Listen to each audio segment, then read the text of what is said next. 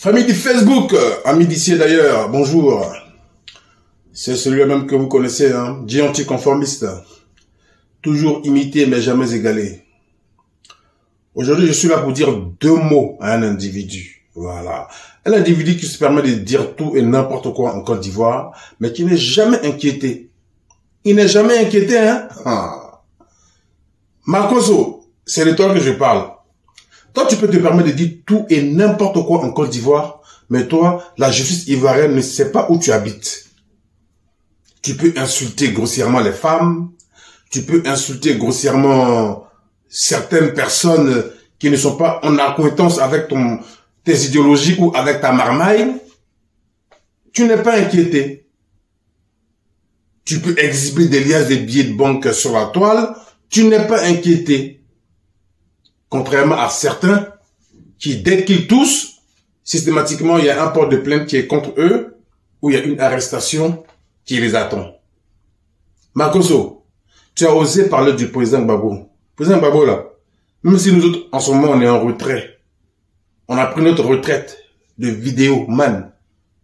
Mais il demeure notre icône, hein. Ah oui. Quel que soit ce qu'on peut reprocher au président Gbagbo, il demeure notre icône incontestable. Ouais, parce que c'est un homme qui fait de la politique. C'est un homme qui fait de la politique. C'est un homme de droit qui aime la justice.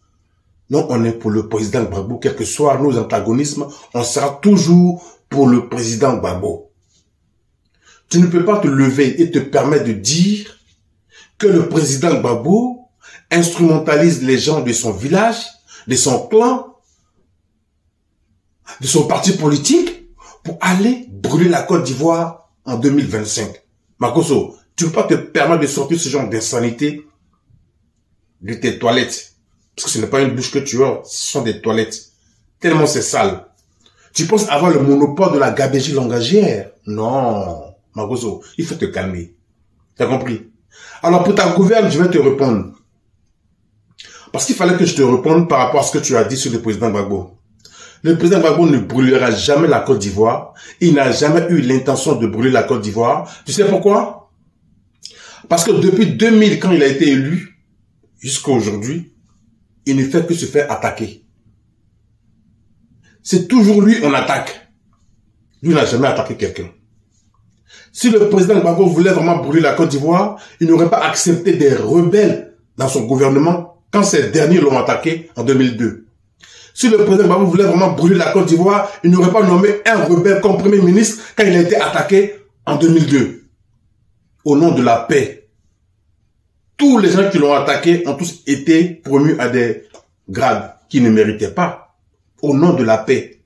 Ministre, directeur, etc., etc. C'est que derrière nous autres, on lui reproche.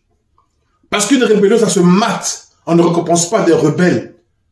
Parce qu'ils ont attaqué. On les mate. Mais au nom de la paix, il a accepté de faire ce sacrifice, ce lourd sacrifice qui ne nous a pas plu. On a fait avec. Au nom de la réconciliation, je répète encore une fois de plus. Monsieur Marcoso, pour ta gouverne, comme tu as la mémoire sélective, comme ton cerveau est petit, donc tu ne réfléchis pas beaucoup, je vais te rappeler que le président Gbagbo est le seul chef d'État en Côte d'Ivoire qui a initié la caravane de la paix. À ton avis, c'était par rapport à quoi?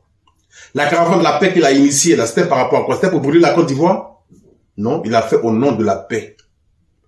Le président Gbagbo est le seul chef d'État qui a initié le forum de la réconciliation. Quand tu parles de réconciliation, là, ça veut dire quoi? Tu étais un peu à l'école, non?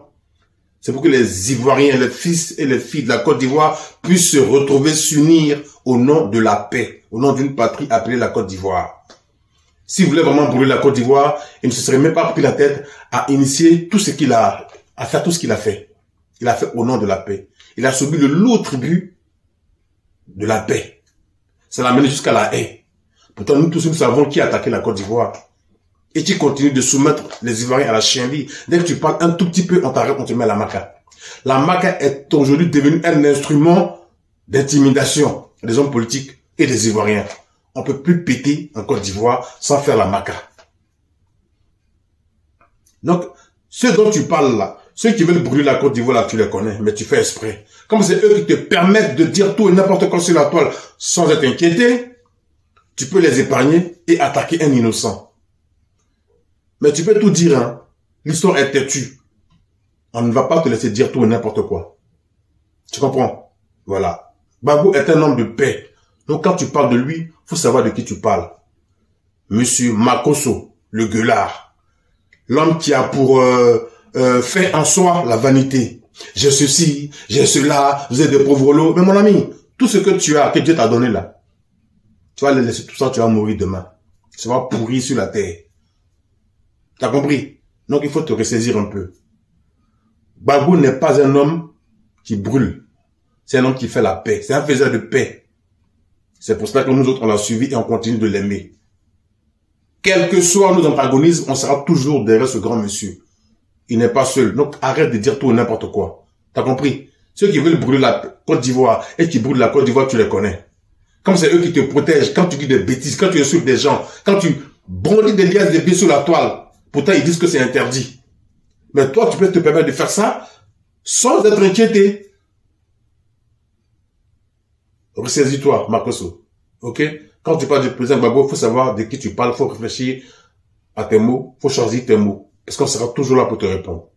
Voilà. L'histoire est têtue. Le faiseur de paix en Côte d'Ivoire s'appelle Gbagbo. C'est au nom de la paix qu'il est là où il est aujourd'hui. Si c'était un tueur, un assassin, un vat en guerre, je pense qu'il serait encore à la haie. Parce que Charles Taylor est encore à la haie. Hein. Charles Taylor est encore à la haie. Mais lui, il a été libéré. Juste une petite parenthèse. Les gens sont dans leur coin, on ne veut plus faire de vidéos, mais vous voulez faire sortir les gens de leur gond. Vous voulez qu'on fasse des vidéos? On va refaire des vidéos. Guy anticonformiste.